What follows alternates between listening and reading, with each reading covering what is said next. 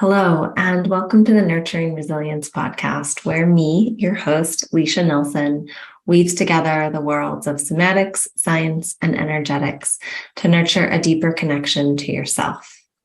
This is a podcast that covers a span of topics and ideas, from guest storytelling their rites of passage that catalyzed their resiliency, to nervous system and mind-body health education, to deep contemplation on topics such as cultivating connection to ourselves and others in a complex world. I'm an occupational therapist, somatic practitioner, and body worker, attachment specialist, and baby whisperer, with over 20 years of experience with mind-body connection and supporting matrescence. What you're receiving today and listening today is the uncut version of my podcast. This is where I interview guests and I don't do any editing. You're getting it all in the raw. If you're interested in my podcast, you can find that on Spotify, which is the edited version. And if you're interested in my work, you can follow me on Instagram at Leisha Nilsson, and also through my website at leishanilsson.com.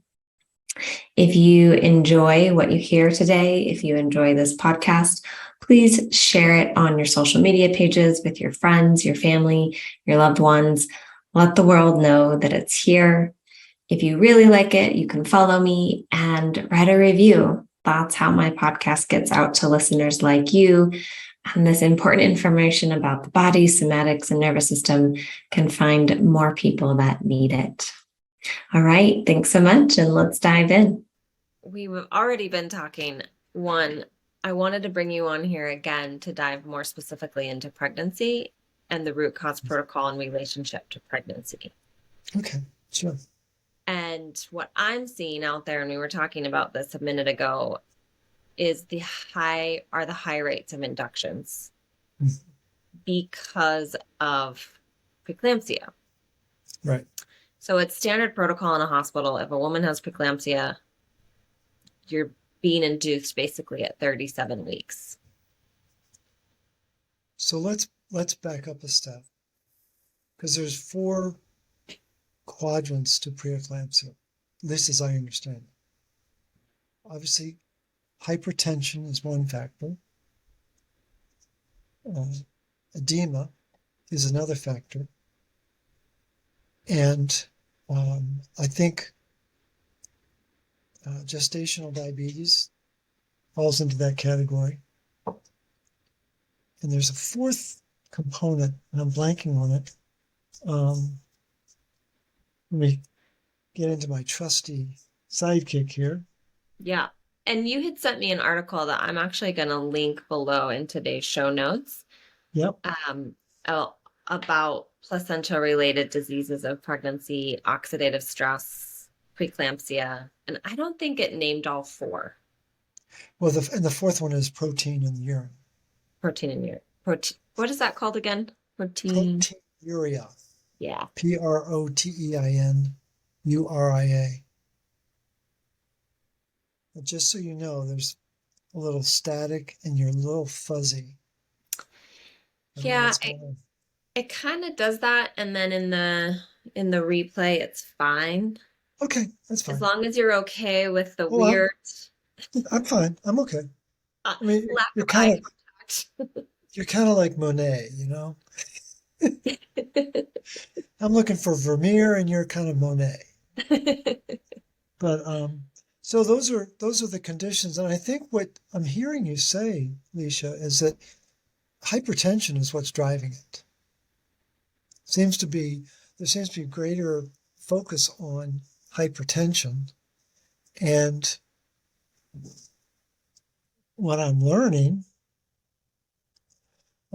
there's issues around hormonal signaling that involve the PAM enzyme as it relates to something called vasopressin. And you've also got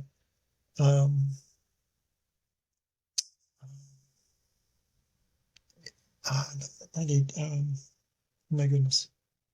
There's another hormone that involves the heart, the atrium of the heart, that it's not regulating its signal properly, which is causing the rise in hypertension as well. And lo and behold, there's a hidden organ that no one seems to know about that can also get involved in hypertension, and that's called the spleen. So it's absolutely fascinating because there's a spleen brain axis, and what I'm looking for now is there a spleen placenta axis? And I have a feeling there is. And if there's miscommunication between these critical organs, so it's like we're used to these cell phones, right? I mean, we can't live without them, and they work great when they're turned on, right? When the signal's there, and let me get my phone back. Come on, so the signal's there, everything's cool. But if the signal's not there, the hormones can't talk to each other. And I don't think people realize that there can be as many as 4,000 hormones in our body that need to talk to each other. And I have a feeling it might even be higher if you're pregnant. That's just me being provocative. I know that there are 4,699 signaling peptides in the human body. That's a fact. I don't know if it changes during pregnancy. And so we have this very naive view of the world. We're kind of with see Dick and Jane run. And the way the body works is more like War and Peace. It's really intense. And it's not necessarily complicated, but it's all really predicated on signals and the ability to communicate. And just to simplify it for people, the receptors are designed like this. Hormones and signaling peptides are designed like this. When they come together, they don't work right. And what does PAM enzyme do? Opens up the hormone. And then, when they come, they have full contact. For the movie set who might have seen Tom Cruise's latest Mission Impossible, there's a cruciform key. This is the cruciform key of our hormonal signaling. And when these make full contact, it's called biologically active hormones. Lights go off, just like they do in the movie. And there's a download of information, because what is a hormone? It's a signaling peptide that has a payload of information. It needs to get to the receptor, download to the receptor, and then the receptor passes it on. And I think one of the most important hormones in pregnancy is oxytocin. And women aren't producing it.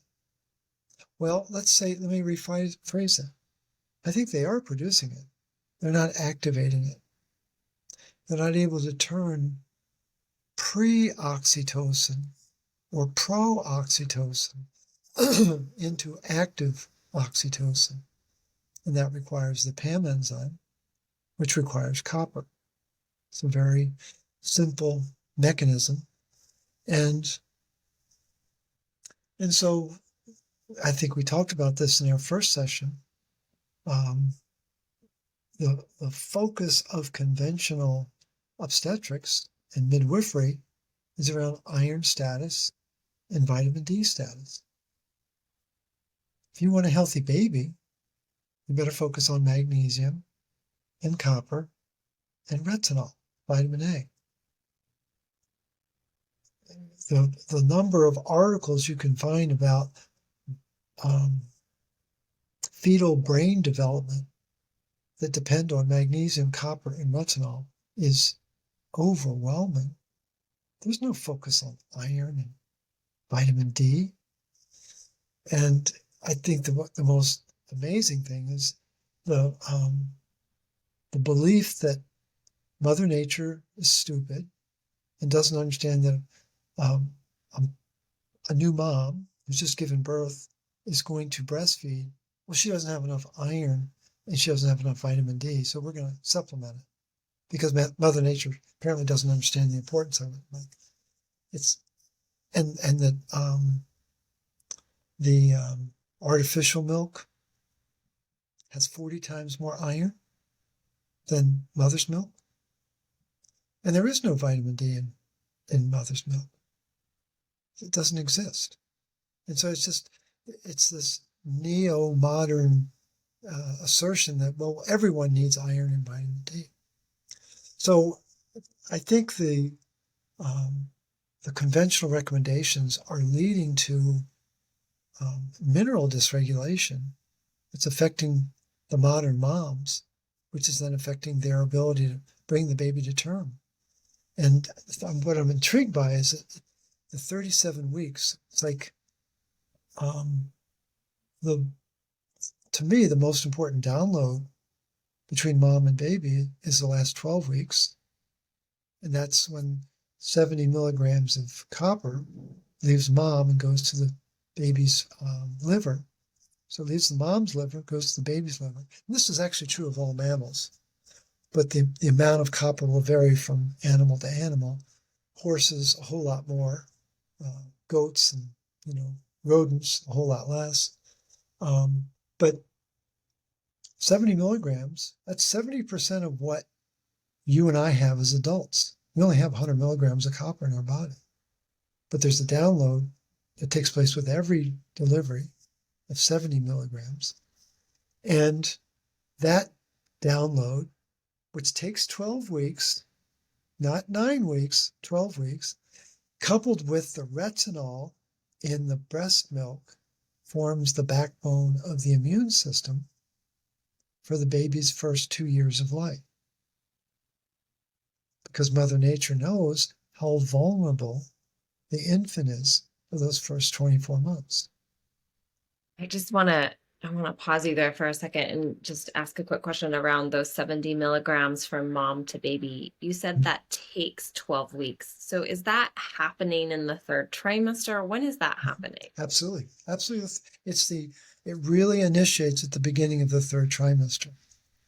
And so I'm listening to this going, okay, so we do an induction because mom has quote unquote preeclampsia or hypertension or, Right. Gestational diabetes, which talks about that in the article too that you sent me. But anyway, it kind of makes me feel like we're stopping by inducing a mom at 37 weeks. We're actually impeding the baby's immune system from developing. Totally. That's why I'm sort of in shock right now, realizing I think when just before we started, we got into some numbers, and I was thinking that preeclampsia would be like 1 in 1,000, maybe 1 in 5,000, and you're giving me numbers like 1 in 25, and I'm like, whoa, I'm kind of woozy just thinking about that, and that's I guess with a formal diagnosis of preeclampsia, but I bet there's a lot of early inductions beyond that. Maybe the induction is 1 in 10, early induction. I don't know what it is. It seems like a lot of people. I've talked to thousands of women over the last almost 14 years, almost 15 years, and the number of women who planned this beautiful natural childbirth at home, who were suddenly faced with a crisis, had to be taken to a birthing center or to a hospital, and it turned into this emergency nightmare. I mean, I just think about the shock to the mom, but more so to the baby. And I know I'm describing your world, but it's just, I think it's happening a lot more frequently than we realize. It's happening really frequently. And again, it is my world. It's what I see in my office all the time. And so when I learned about root cause protocol and I started diving into these different aspects and chatting with you, I started to realize their prevention, right? Like there are things that can be done, I believe, in the period of preconception, conception, pregnancy. Right. Because to me, when I read this article and talking to you, I hear preeclampsia, and what I'm actually hearing is oxidative stress. Totally. That's exactly what it is. It's Preeclampsia is oxidative stress on steroids. Yeah, but it's oxidative stress on steroids. And say what's more about you really, on steroids. Why is it on well, steroids? we're in the sea of hormones. And what's really playing in the background of the premature birth and the preeclampsia is uric acid. And uric acid is, think of it as billowing black smoke coming out of the mitochondria that can't make energy. So to put it into context for people, we can all remember our high school biology textbook, and there was a picture of a cell, big picture of a cell, and there was a nucleus, and there was a squiggly thing that turned into be endoplasmic reticulum, and there was all these different organelles, and there was one or two mitochondria. Well, that picture was drawn by Walt Disney. That's not real. And so the average cell has 500 mitochondria. The average liver cell has 2,000 mitochondria. Kidney cell, 4,000 mitochondria. Heart cell, 10,000 mitochondria. Mature egg in a woman's body, how many mitochondria do you think are in there? A lot. A healthy one is 600,000. Wow. 600,000 mitochondria, and inside each of those mitochondria are 50,000 atoms of copper. In the center, it's called the matrix. Yeah, we're back in the movie, The Matrix. But 50,000 atoms times 600,000, and that's critical for the start of life. Because guess what the start of life needs? A lot of energy. And if it doesn't have energy, it's not going to start. And the fetus that forms is not really technically a mammal. It's an early life form. Let's just leave it at that. Leave it as an early life form. And over the period of 9 months, that early life form becomes an anaerobic mammal. And when does it become an aerobic mammal? When it comes out of the birth canal. And that first breath, it turns on the anaerobic system. And guess what better be there to support that? Better have copper to activate the oxygen to release the energy to support the mojo of the baby. And it's like, and all of the optics they're totally preoccupied with iron. The chaperone carrying the oxygen and bringing back the carbon dioxide, but who's the chef in the kitchen? And the kitchen is the mitochondria. And no one's thinking about that. And so the mom is worrying the whole pregnancy, do I have enough iron? And there's no consciousness about magnesium or copper, and you can't make energy without either one of them. And it's so crazy. Which is why I'm like, okay, there has to be a way to inform women that, in an ideal world, women wouldn't start pregnancy depleted, and they wouldn't start pregnancy with a lot of oxidative stress and low copper and low minerals, but they do, because that's our society, because we live in a state of stress and worry, and so we're minerally depleted all the time. But then the woman gets pregnant, and then she's diagnosed with hypertension. And I'm curious, in an ideal world, what would you say to that woman that's freshly diagnosed with hypertension in her pregnancy? And the first thing I would say is that I would point out that Mildred Seelig, who was a famous physician and magnesium zealot and mom, she had a child, she was adamant about connecting magnesium deficiency to hypertension. Now, when someone does present with preeclampsia, what do they give them in the birthing suite? Do you know what they get? Drugs, I'm sure. No, they get a bolus of either magnesium chloride or magnesium sulfate. Oh, wow. Why? Because the doctor comes in at the last minute, slides in and says, hey, I've got the solution for you. Let's try to stop this hypertension thing so we can have the baby so you don't stroke out. And like, my point is, doctor, where were you 9 months ago, 8 months ago, 7 months ago, 6 months ago? And did you at any point monitor magnesium status in the red blood cell? No, they don't, because they're not trained to. Let's not pick on them. The training is really pathetic in that sense. And so the mom doesn't know that there's a dwindling magnesium status. And what did Mildred Seelig say in an article? Pregnancy is a constant state of magnesium deficiency from stem to stern. From the minute you get, why? Because you pointed it out. It's a constant state of oxidative stress. And guess who's taking it on the chin during oxidative stress? Magnesium. Gets lost. The kinase enzymes that are trying to make energy, trying to release phosphate, and when they do that, magnesium gets dropped into the urine. It's just the way the body works. And there's a lot of stress involved in creating new life.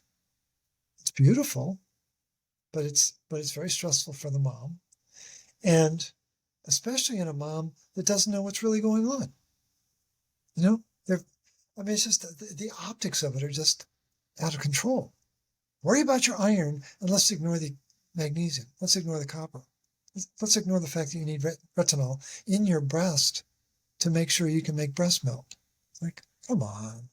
So that's where I have frustration, is that the system, I think what's needed is more consumer education and let them educate the practitioners. Well, because even like being on a typical, quote unquote, typical prenatal that you buy at the grocery store is actually also leading to oxidative stress, according to root cause protocol, right? Because it's Yes. full of ascorbic acid and I'm going to say fake vitamin C, synthetic vitamin C. Yeah, right. Full of vitamin D. It's right. Full of iron. Yep. And so it's actually just countering what the woman's trying to do and leading to more oxidative stress. Yeah. And they're not aware of it. And I think what's important for people to know, we might have shared this in our first conversation, but it bears repeating. The placenta, that is the forgotten organ. The spleen is called the hidden organ or the mysterious organ, but the placenta is the forgotten organ. These are probably two of the most important organs in the human body. And there are 3 different proteins that express what's called ferroxidase enzyme expression. Now, what does that mean? It means that it turns ferrous iron, which has a +2 valence, into ferric iron, which has a +3 valence, so that it can be either stored or transported. It's very, very important that it be in a +3 state. And the placenta is the only organ in the body that expresses all 3, ceruloplasmin, hephaestin, and cyclopen. Only organ that expresses all 3 multi-copper oxidases that's essential for copper-iron regulation in the body. And I don't know, when I read something like that, only organ, I like, let's put that at the top of the headlines. That's really important to know that. And you could have your listeners, your followers, your clients go to their birthing practitioner and ask them about, tell me what you know about cyclopen. And it's going to be a long pause. And then they can follow that up with, well, what do you know about Harry McArdle, McArdle, McArdle, Scottish scientist, He published in, gosh, 2008, 2010, 2012. What do you know about some of his publications? That'd be a good place for people to start and start to challenge this mind-numbing narrative that you need more iron. Well, maybe you need better iron regulation. I'll buy that. You don't need more iron, you need better iron regulation. And you better have a placenta that's expressing all three of those multi-copper oxidases. And I think that's what's missing, is a full understanding of how the body really works. Yeah, I just saw like in my mind's eye, a vicious cycle, actually, Yeah. because women will get diagnosed with hypertension. They're doing blood panels, which is something that you said you wanted to talk about today. It's more about the ferritin and the blood work, the blood Right. aspects of it. Sure. Their iron is low, so they get put on iron, which increases the oxidative stress, which is going to increase the hypertension. Yeah. No, it is a vicious cycle. And I think we live in a culture now where we worry about our health. We're just conditioned to worry about our health. And you get pregnant, and I think that worry goes on overdrive. And I think women worry about their iron status. I think they obsess about it. And I think they obsess about their vitamin D status because they've been conditioned and trained to worry about that. And then I came across a new phrase I'd never seen before. Chronic social defeat stress. CSDS, chronic social defeat stress. Leisha, I've read probably 1,000 articles on stress. I've never seen that phrase before. It turns out it's a mouse model for creating depression. Chronic social defeat stress. You know what I think that's describing? COVID. What does it mean when you say social defeat? Like people that aren't being social? People that feel overwhelmed by society. Mm-hmm. People that feel, people who have lousy jobs, people who have lousy relationships, people who feel out of place in society. And there are some people who've got multiple dimensions of that. Well, guess what organ takes it on the chin when you have chronic social defeat stress? I wouldn't guess spleen, but after we've talked about it, I'm going to guess spleen. Right. Most people would have said it was the adrenal glands. Mm. And here's the thing. Again, the system wants us looking here, not there, right? Well, go to the HPA axis, hypothalamus, pituitary, adrenal. That's what you need to focus on. Focus on it. Don't listen to that guy talking about the spleen. What does he know, right? He's not a doctor. Just forget him. Oh my gosh, the impact on the spleen. And the very first thing you brought up when we were chatting before we started recording was the immune system. You went right to the immune system, and it's like, and the immune system is signaling with this box up here, and it affects the signaling, and it leads to depression. And what's depression? It's not a mental state. It's an energy state. Low energy, depressed energy. So you just kind of power down and everything slows down. It's like, I'm like, and so they're talking about trying to create resilience using drugs. And I'm like, you can do that with copper. It's really good. The RCP really increases your resilience. But people don't know that. And so it's just, oh my God, but I'd never seen that phrase before. And then I stumble on it. The article that I was reading where I found that was describing the impact of that experience, that social experience on the spleen. And I'm like, wow, oh my God. So, and let's just underscore for people to understand why why we're getting kind of goofy about the spleen. Yeah, let's talk about spleen. I think it's real important. Again, it's the gateway to all autoimmune conditions, folks. It's the gateway to metabolic syndrome. Now we find out it's the gateway to all behavioral health issues.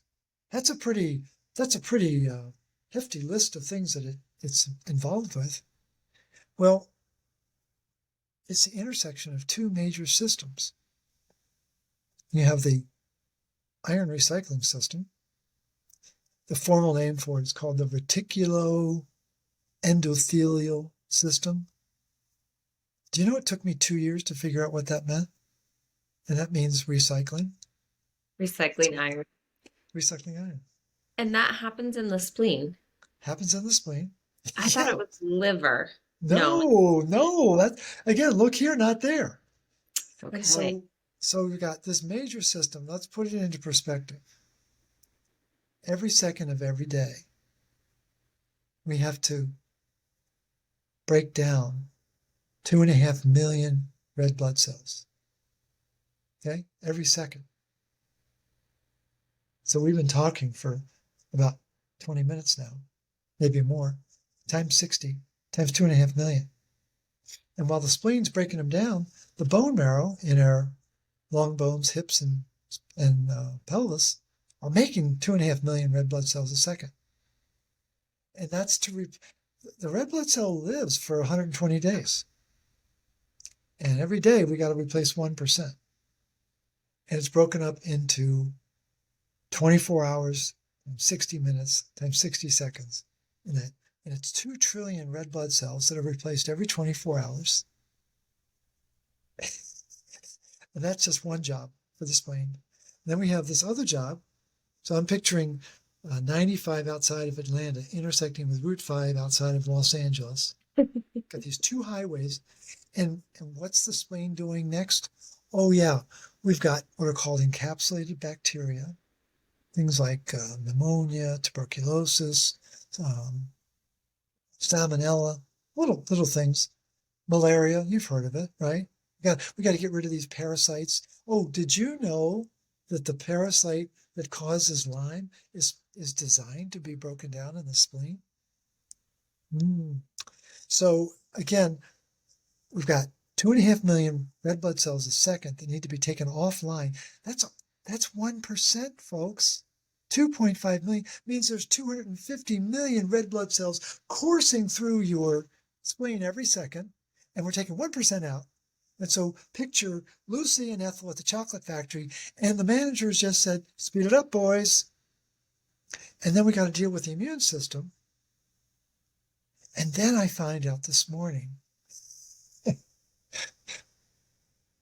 So we got the placenta is the only setting where there's 3 expressions of multi-copper oxidases.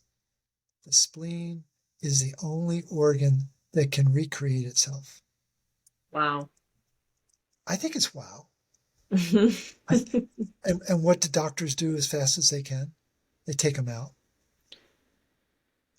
And so that's an extraordinary, it's like 1 in 5 people have multiple spleens in their body. 20% of people have multiple spleens. Really? More Yeah. than one spleen in it. Yeah. They just don't know it because they've never had an ultrasound or. Exactly. Why would they know that? And so, wow, the body must sense that it needs more support, right? And so the immune system, do you think possibly the immune system might be challenged in pregnancy? Well, maybe. 100%. And I'm going back to our conversation of breastfeeding. Right. And that's a huge place where babies receive their immune system blueprint and imprints and absolutely. But if the spleen's not happy, the milk's not going to be happy, and then the baby's not going to be happy.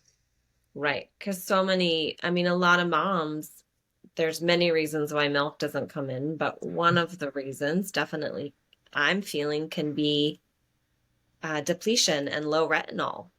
Absolutely.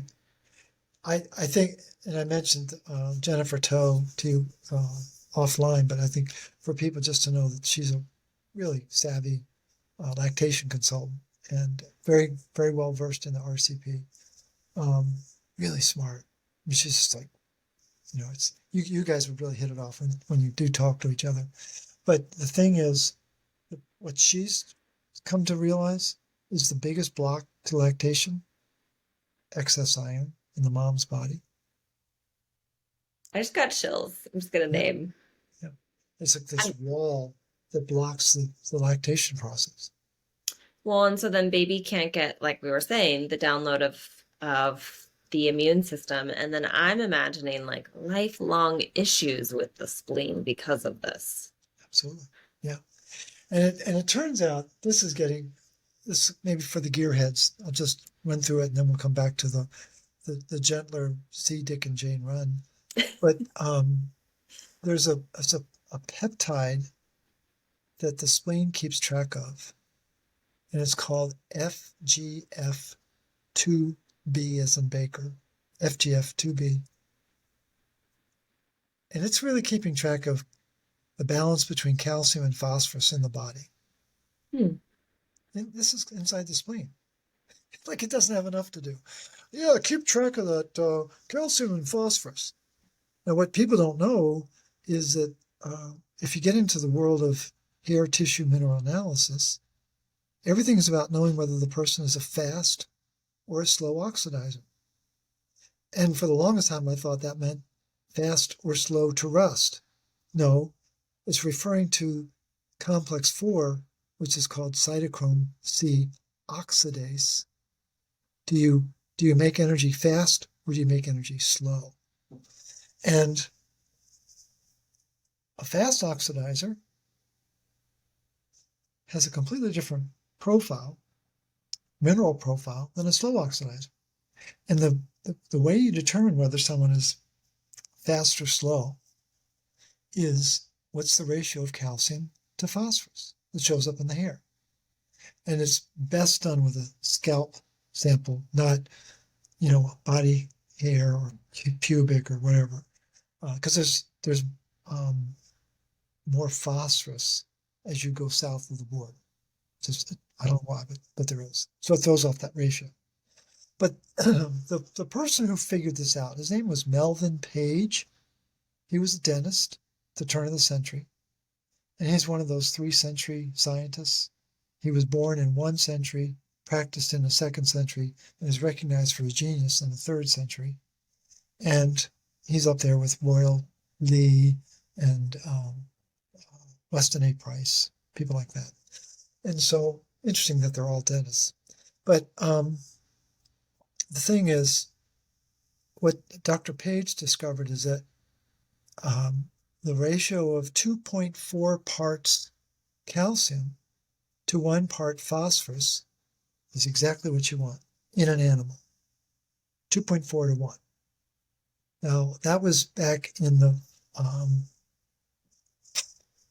the 60s when he came up with that. And then when Eck and Watts developed the HTMA process back in the 70s, they refined it and brought it up to 2.63 to 1. So 2.63 parts calcium to 1 part phosphorus. So why am I belaboring this point?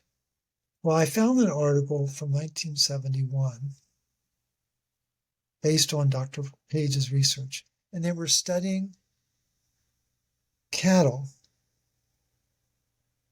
and lactation. Because guess what dairy cattle are? They're lactating animals, right? They're producing milk. It's pretty darn important. And what they discovered is if the animal's calcium to phosphorus ratio was too high, if it was too far above 2.4 in this article, the liver can't absorb copper. And the liver is a copper organ, folks. And if the liver can't absorb copper, then the liver can't download copper to the fetus. And the prenatals that Leisha is talking about are going to make sure you have a high calcium to phosphorus ratio. I guarantee it. And so this gap in our understanding about the role of copper in pregnancy is really important, because if there's a nutrient break on the ratio of calcium to phosphorus by virtue of the design of the prenatal that's blocking the uptake of copper in the liver, well, guess what's going to happen downstream? You're going to get preeclampsia, because the uric acid level is going to rise, because uric acid is being produced because the mitochondria of the maternal baby-making machine can't make enough energy. It's going to start to give off exhaust, big-time exhaust. And that exhaust is what's going to feed the oxidative stress that Leisha's talking about, that will lead to the proteinuria, the gestational diabetes, the hypertension, and the edema. And it's like what copper represents is this really tiny Achilles heel. And if you don't know about it, then you just kind of can't be that important, right? But it's like a cotter pin on a wagon. And if the cotter pin breaks, you're screwed. Well, that's what's happening. And so the preeclampsia that we're talking about, the induced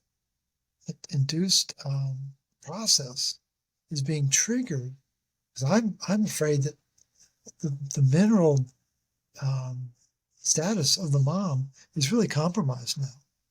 I mean, I know that it is, but I think it's what you're making me aware of is that it's probably more severe than I thought it was. And now we've got to deal with just the whole process of the induced delivery. Yeah, and we haven't spoken about this. I speak about this myself just separately, but the reason why I'm so passionate about not doing it, well, there's a lot of reasons why I'm passionate about not having inductions, but a big one is that it usually leads to a cascade of interventions that are unnecessary, Right. that often lead to birth trauma, and birth trauma is now an epidemic here in the United States. Right. Yeah, it is. It's just, and again, it's just I think what I'm fascinated by is, where's the maternal wisdom that's not being passed down from grandmother to mother to child to mother to the new mom, and then it's just, and I'm not trying to blame anybody. I'm just like, where is that wisdom? well, let's talk about what was happening, I believe, in the 1950s. So this would have been my grandmother's era. And I just totally blanked what it's called, but they would give them they would Really? pass out during labor, nitrous oxide. Oh, yeah. Oh, I've heard about that. Right. I totally just blank what it was called. When I think of it, I'll put it in the show notes. But so the majority of that generation wasn't even awake for their birth. So there is no maternal instincts or generational wisdom to be passed down. I mean, it basically was like, my grandmother was asleep. My mother had all 4 C-sections. Wow. Because the first was breech and needed to be a C-section.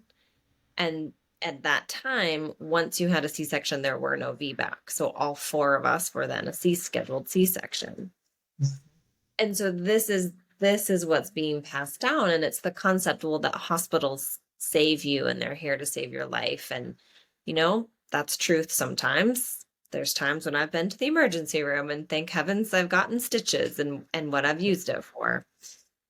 But that's the paradigm shift that I'm seeing starting to happen, with this movement from the hospital knows best and saves you, and completely overrides the mother's instincts and inner knowing.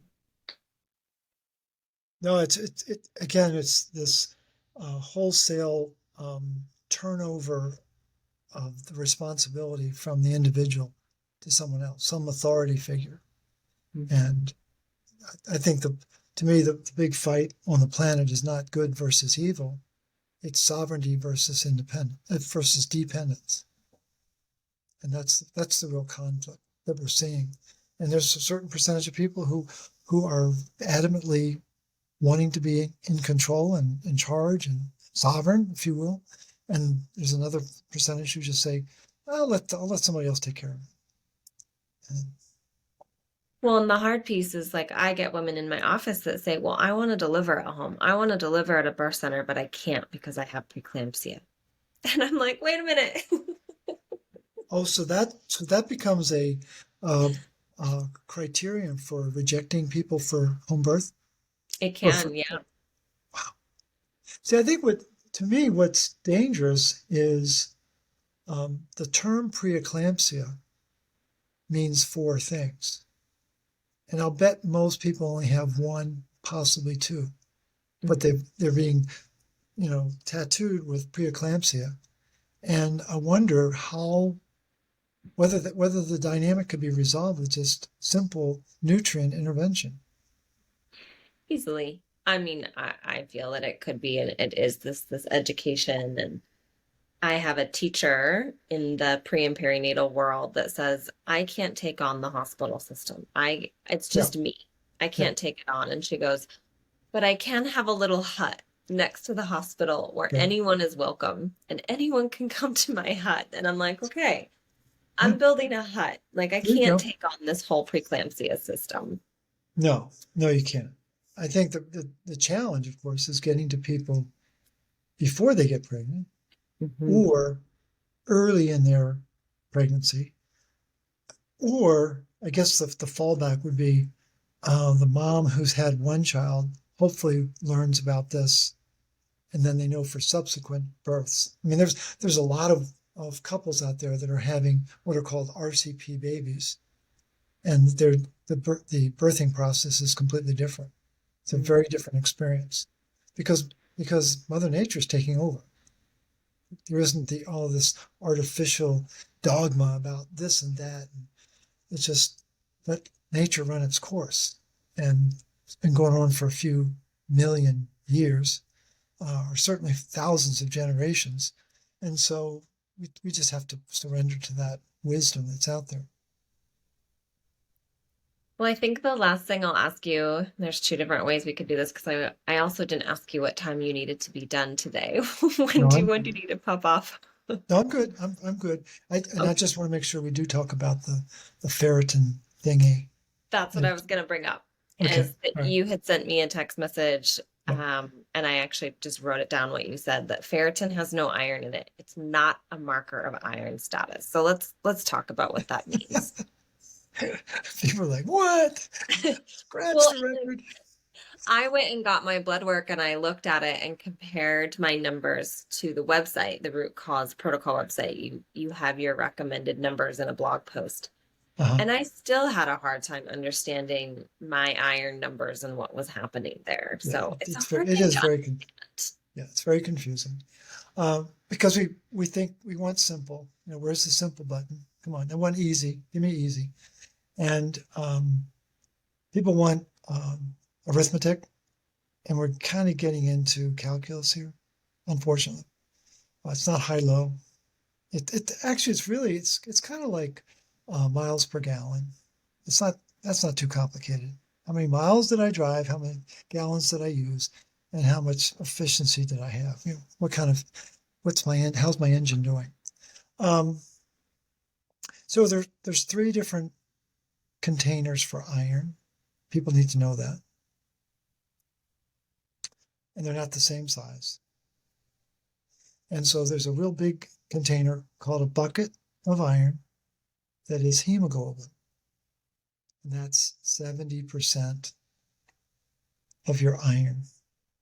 That's an enormous amount of iron.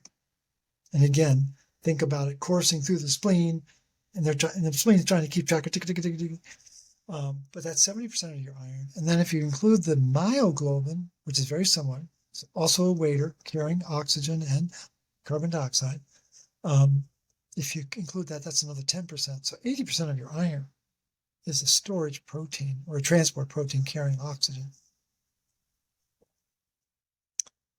And so from the time of the Civil War to 1872, every practitioner knew that someone's iron status was best measured by studying the bucket of hemoglobin. You know, what's going on there. And when someone's not pregnant, a woman should be between 12.5 and 13.5. When it drops below that, it's a sign of copper deficiency. It's not a sign of iron deficiency. It's iron dysregulation, it's not iron deficiency. And copper is the general, and iron is the foot soldier, the grunt. And there's fewer generals than foot soldiers. By law, here in the States, there's 242 generals and there's 440,000 foot soldiers. That's the law. And that's the way our body works too. Fewer generals, more foot soldiers. And that's not the way it's taught in medical school, but that's the way Mother Nature knows that it's actually a very important part of our iron recycling. So we've got the bucket. Next container is a teacup, little tiny thing. I'm sure your grandmothers used to drink tea. Maybe you guys do as well. But most people have venti teas. They're not thinking about how small a teacup was back in merry old England. But it's very small, and that represents 10% of the iron found inside the cell in what's called ferritin. Ferritin is a storage protein, and there's actually 3 forms of ferritin. And this is where the train's going to run off the track, because people don't know there's different forms. So there's heavy chain, and heavy chain works like an ATM. Put iron in, take it out. Put it in, take it out. Put it in, take it out. And that form of ferritin is found in the heart and the kidney. And it runs on an enzyme called ferroxidase. Again, that enzyme that's running your placenta is running the heavy chain ferritin. Why is it called heavy? Because copper is a heavy metal, and copper is essential to run that form of ferritin. Absolutely essential. That heavy chain is also found inside your nucleus and inside your mitochondria. Think it might be important? And when was the last time your doctor told you about the heavy chain ferritin? Never. So heavy chain, second form is called light chain. And light chain does not have copper. Light chain stores iron. It's like a square peg in a round hole. It's using hydrogen peroxide to change the valence of iron so it can be stored, but it gives off static. That form of ferritin is found in your liver and your spleen. What a coincidence. And what happens is, in a low copper body, light chain ferritin will rise and it will take on more iron because there's not enough generals in your diet. And your iron is going to get dysregulated. But then there's a third form. But wait, there's more. And so the third form is called serum ferritin. If you want to be really technical about it, it's called G-ferritin for glycosylated ferritin. Glycosylation is a process of putting sugar molecules on the ferritin. But what's important to know is that serum ferritin, that G-ferritin, as it's sometimes referred to, it's very low in iron, almost no iron to speak of. And it has this sugar molecule attached to it. And part of the protein's been broken down. This may or may not work for the viewers, but I've got the L-ferritin and the S-ferritin, and you can see that the S-ferritin is missing a little ribbon on the left-hand side. I just found that just before our call, Leisha. But the thing is, the ferritin, there are different forms of ferritin, but the ferritin is supposed to be inside the cell. It is not supposed to be in the blood. And what I also learned this morning is that it's actually the ferritin that does show up in the blood is secreted by 3 different tissues: liver, spleen, and kidney, depending upon where the oxidative stress is. Ding, ding, ding. And then third container for iron is called a thimble. And most people have never used a thimble. I know I haven't. I know my mom and my grandmother did. But most people have played with a thimble when they played Monopoly. It's one of the little lead pieces that are, I don't know if they're still made of lead. I bet they're not. But it's one Hey, of the metal Morley, pieces hang on a second. is the thimble. Well, it's 1% of your.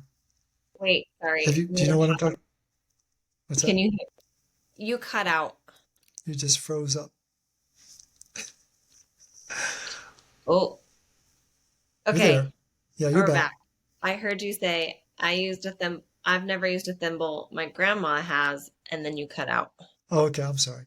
So my mom and my grandmother both used a thimble, but it's in a board game called Monopoly.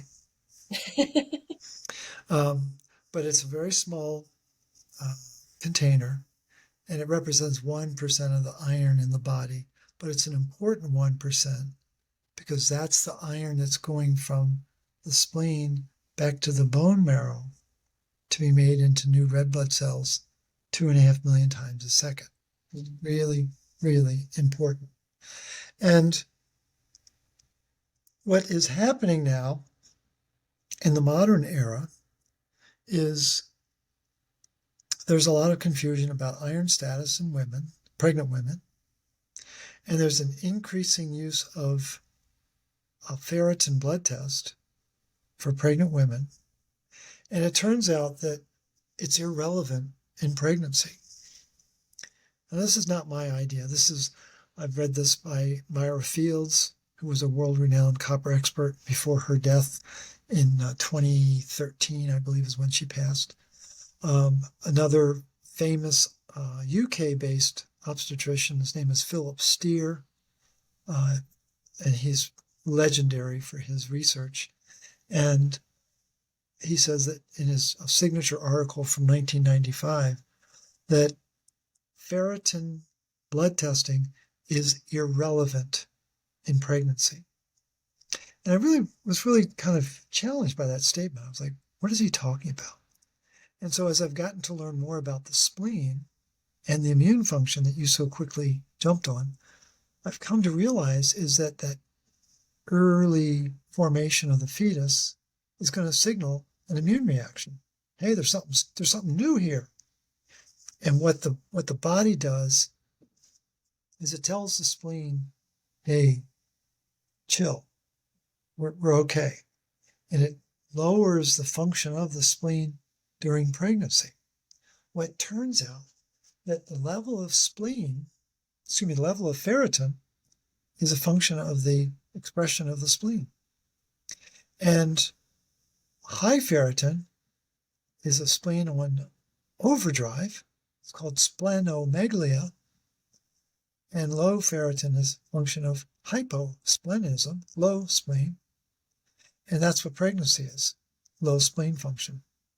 And so there's a rush to judgment because practitioners don't understand spleen function, don't understand the immune function in response to the fetus forming. And what the ferritin molecule represents, it's an indication of the level of inflammation in the body and what's the vitality of the spleen.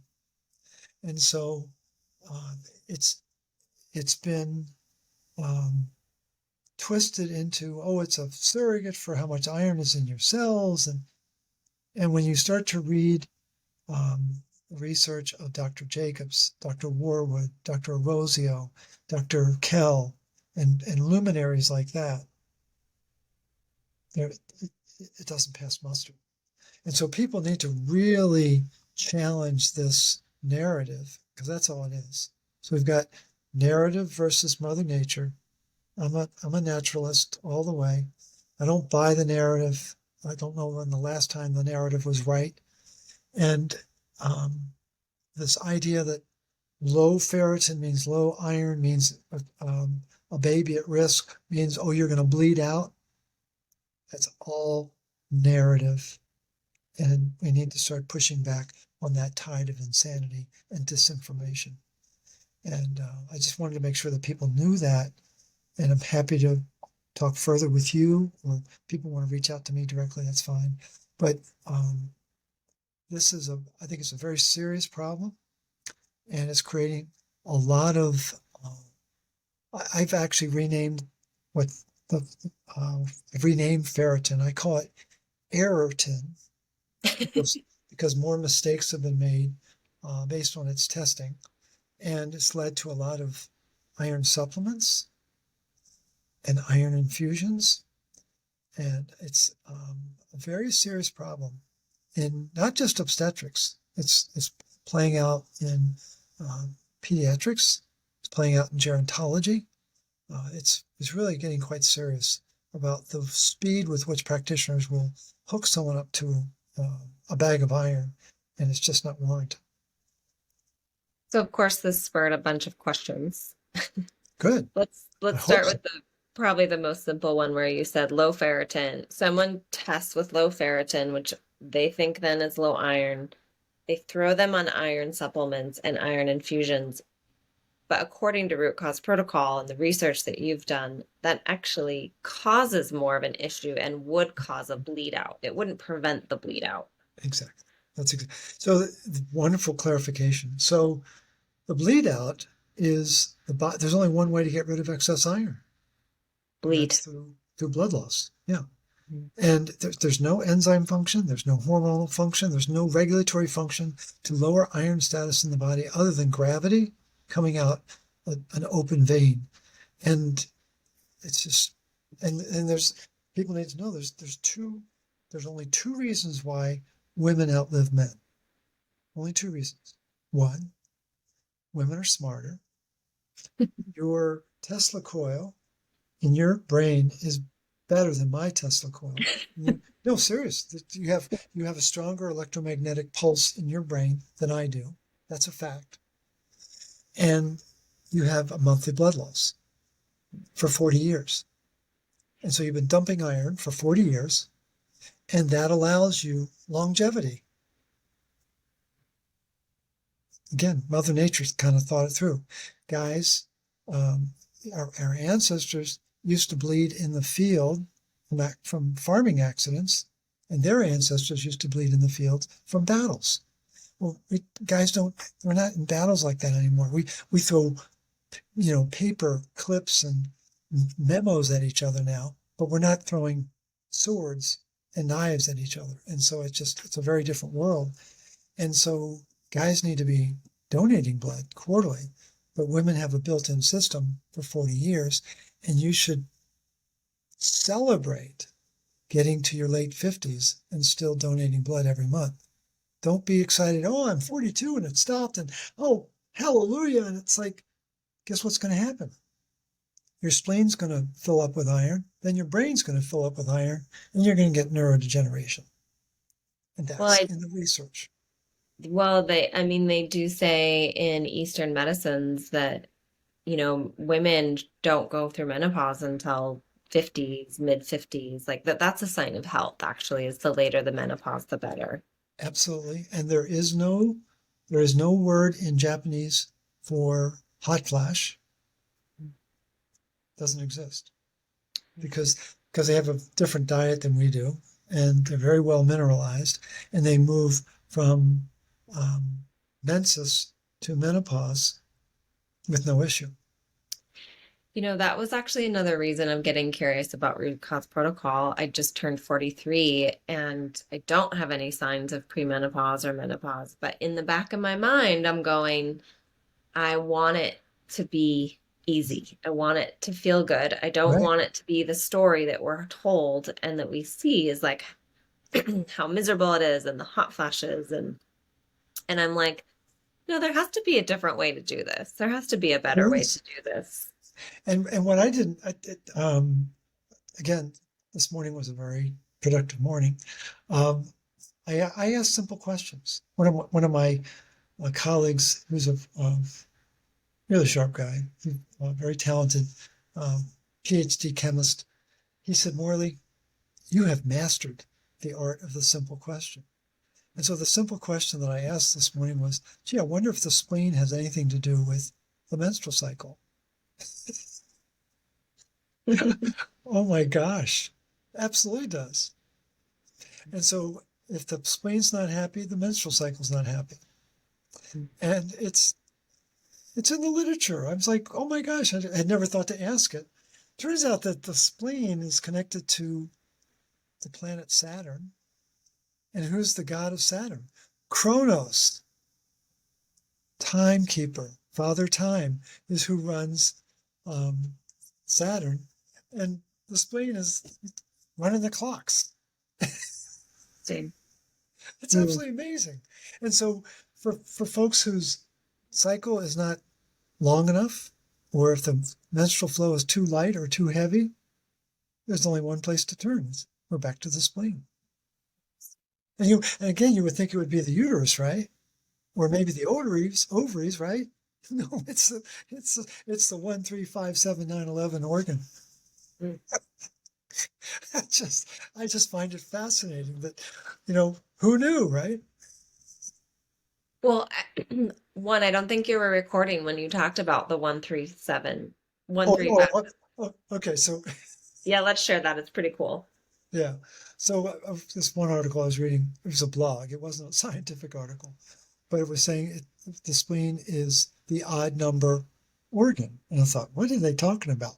And it turns out it's 1, 3, 5, 7, 9, 11. So the spleen is 1 inch thick, 3 inches wide, 5 inches long, weighs 7 ounces, and it hides behind ribs 9 through 11, which I think is just like, oh my God, it's so clever. And nobody thinks about the spleen. And there's just phenomenal information about it. And then you get into, as you were jumping on it initially, the immune function. It runs both the innate and the adaptive immune system, folks. It's like, oh, so this is really the brains of the outfit. So we're talking about a major center for intelligence, absolute intelligence. I think you'll get a kick out of the story, and then I want to go back to the ferritin because I have another question. But sure. Some people that have known me for a little bit, I do share about how I got really, really sick in 2014 from a virus. And I had to create a relationship with my spleen because that is where, excuse me, obviously there's still stuff moving around it. I'm just going to clear my throat. So at the time I worked as an occupational therapist at the hospital, and I was kind of teetering in this place of knowing that I loved being an OT, but I was studying cranial sacral therapy, and I was in this maybe an awakening or a big transition between what is the medical world and what is the spiritual world, and what is my genius here, and that's when I got sick. And I had already started learning cranial sacral, and I remember one day laying on my couch just sick as could be. And I put my hands on my body and I just said, where do my hands need to be? And it was like, oh, my hands need to be on my spleen. And I just put my hands on my spleen and started having a conversation with it and being like, what is happening? What is going on with my body? And it was really the first time that I started to have conversations with my body. Wow, that's pretty cool. And started to realize my body has this innate intelligence. It actually can talk to me and speak to me. It knows what it needs to heal if I'm just willing to listen. And one of the things I had to do was create a better relationship with my spleen. Wow. And because I was so angry. I was sick. Well, sure. Yeah. And wasn't happy. And it was like, nope, this is time to get to know your body and to heal your body. And it started with you were going through that chronic social defeat. Mm-hmm. And you were understandably totally stressed out about it because you're a smart cookie Your body wasn't paying attention to your intelligence. The body was dealing with different information, and you were getting very frustrated because your body didn't respond to your thoughts. Yeah. And no, it's a very understandable. And I think a lot of people get into that conflict. Like, I'm a good person. I'm thinking good thoughts. My body is not paying attention to me. And then they get mad. Mm-hmm. And then, Yeah. then they'll think, well, then I must be doing something wrong. And then they'll start to blame themselves for the problems. Or worse yet, they'll go to the internet or their doctor and say, I've got a problem. And they'll tell them to do this when in fact the solution's over here. And they don't know that. And so they're doing this faithfully. Body doesn't respond. And then they think, well, I'm doing something wrong. And then the ultimate conflict is, I'm a bad person. I'm being punished by God. And I deserve this because I'm a bad person. No, the doctors were like, we don't know what's wrong with you. Let's just put you on antibiotics. And I said, no, that doesn't No. feel right. Like, I actually need my good gut biome right now because I'm really sick. I do know I need that. So I'm actually going to say no to the antibiotics. And everyone thought I was so crazy, but I was like, it's not going to do anything. They don't know what's wrong with me. And I think the antibiotics probably, I haven't researched it yet, but I have a feeling the antibiotics are affecting spleen Oh, yeah. big time. And what people need to know is that glyphosate and a high fructose diet, don't worry about your grapes, but the high fructose diet and the antibiotics are really hard on the spleen. And those agents affect copper status. And the spleen is working with iron all day long. So there's got to be copper down there. And there's a famous copper researcher named Joseph Prohaska. And back in the 70s, he did several studies on what happens to the spleen in the state of copper deficiency. And I'm going to start to study that research. Amazing. Because it immediately affects the immune system. That's a fact. Well, I'm going to bring us back to the ferritin and ask a few more questions and we can wrap up. Yeah. So when they, meaning a physician, does a typical blood draw, are they doing both the hemoglobin and the ferritin, or are they just doing the ferritin? Increasingly, they're just doing ferritin. Okay. And I think what people need to do is say, I want a full iron panel. I want to know my hemoglobin. I want to know my ferritin. I want to know my serum iron. I want to know my transferrin. I want to know my percent saturation. They need to get all the different permutations of the iron status. Which is really what I think you call it the full Monty. That's what the full Monty is. It's that blood draw that does do all that iron. Right. And it looks at copper and zinc and magnesium, vitamin A and D, and uric acid. And it's not a definitive test, folks, but it's far more comprehensive and inclusive because it's looking at the intersection of these minerals and nutrients. Because that's really where the magic is understanding, are they in proper relationship with each other? Yeah. So I've had a client that asked her doctor to give her she asked her doctor, she was pregnant, asked for the full Monty, and the doctor said, oh, we don't need to do that. That's bluff. That's crazy. Well, people can order it for themselves. I've heard that many, many times. It costs more money that way. It's out of pocket. But if you really want to take control of your health, you're going to have to make that kind of an investment. Okay. Yeah, I was curious if there was something you could say to the doctor that would help them understand why all this is important. But I guess they're not going to take the time to listen. Well, they're busy people. They're very proud of their training. They're very confident in their training. And I think, with all due respect, practitioners have learned to confuse their training with the truth, and that they're not the same. And they don't know that. And many of them are coming around. Many of them are increasingly open-minded, which is beautiful to experience, but not all of them are there. And so individual has to decide whether to push harder with the practitioner or go a different route to possibly another practitioner or going out on their own to get the blood work. And there's a lot of people who do all three. Yeah.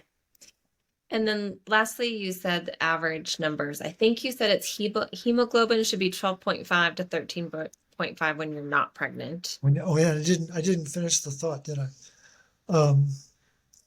What happens, and this is the work of Philip Steer from 1995. He studied 150,000 live births. I would have been impressed if he'd studied 1,500.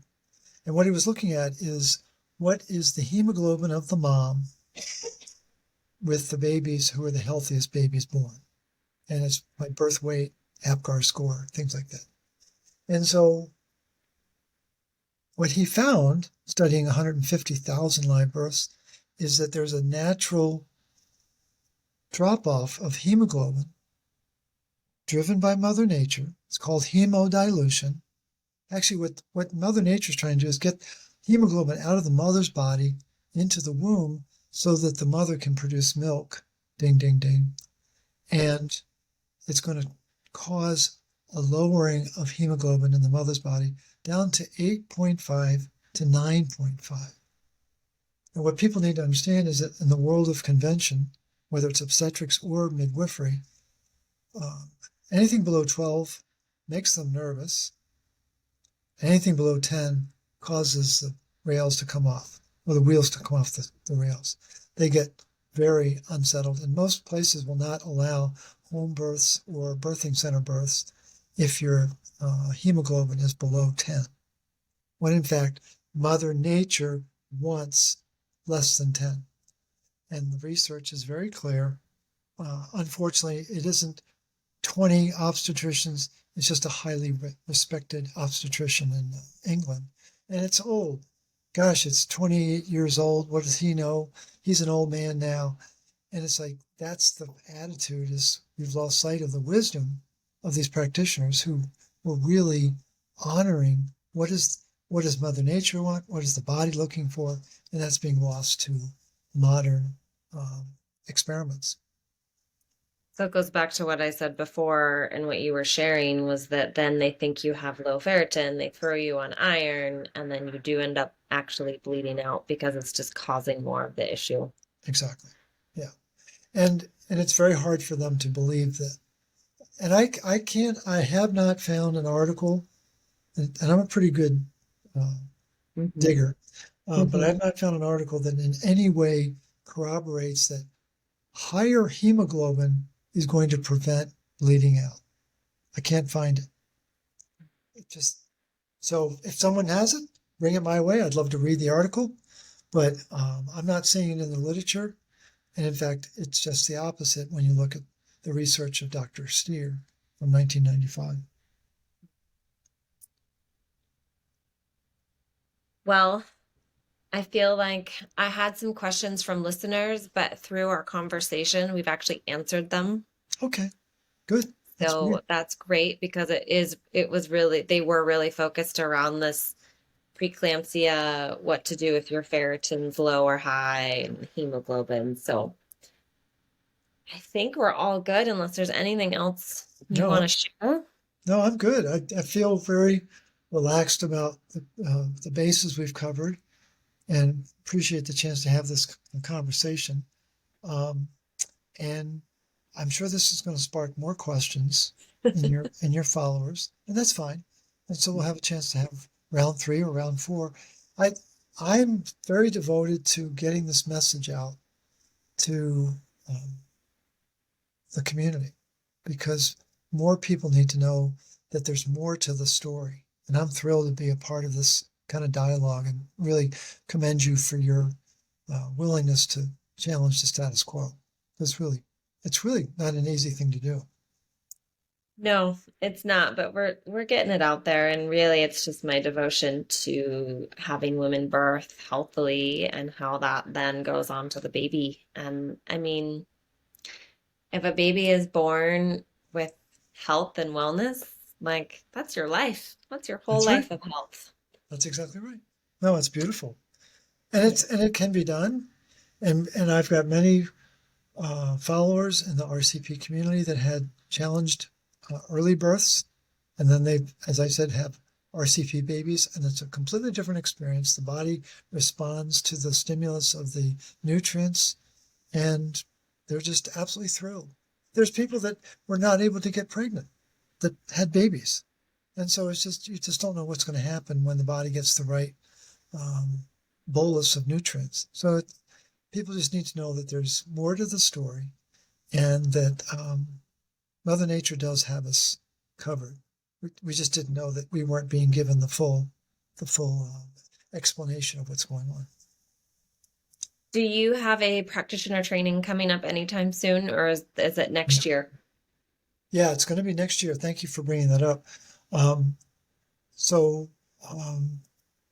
Root Cause Protocol, or the RCP Institute, we're going to open up the enrollment in just a couple weeks, but the classes will start in February. So I think it's February 9th, if I remember the date. It's it might be the second Thursday in February, but it's a Thursday afternoons, 3 to 5:30 Eastern for 16 weeks. And it's just really fun to see. This will be class number 19.